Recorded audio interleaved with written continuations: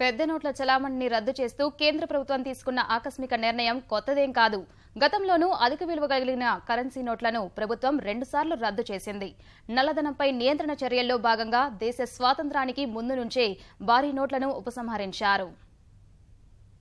దేశ ఆర్థిక వ్యవస్థను అతలాకుతలం చేస్తున్న నల్లధనంతో పాటు నకిలీ నోట్లకు అడ్డుకట్ట వేసేలా మోదీ ప్రభుత్వం తీసుకున్న పెద్ద నోట్ల రద్దు నిర్ణయాన్ని దేశ ప్రజలంతా స్వాగతిస్తున్నారు. ఇటీవల సరిహద్దుల్లో ఉగ్ర స్థావరాలపై సైన్యం జరిపిన మెరుపుదాళ్ల తరహాలోనే కేంద్రం నల్లధనం, అవినీతి, నకిలీ నోట్లపై చేసిన దాడిగా అభివర్ణిస్తున్నారు.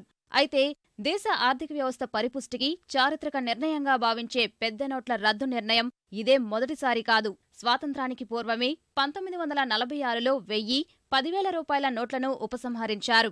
1954లో తిరిగి ప్రవేశపెట్టిన 1000, 5,000, 10,000 రూపాయల నోట్లను 1978లో అప్పటి జనతా ప్రభుత్వం రద్దు చేసింది.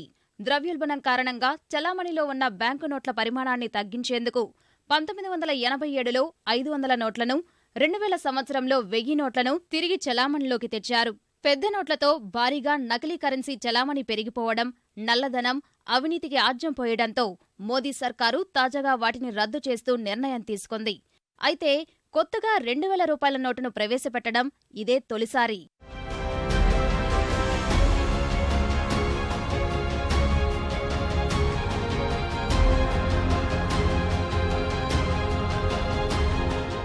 భారత రిజర్వ్ బ్యాంకు ఇప్పటివరకు ముద్రించిన కరెన్సీలో అధిక విలువ కలిగిన 10,000 రూపాయల నోటును తొలిసారిగా 1938లో ముద్రించారు.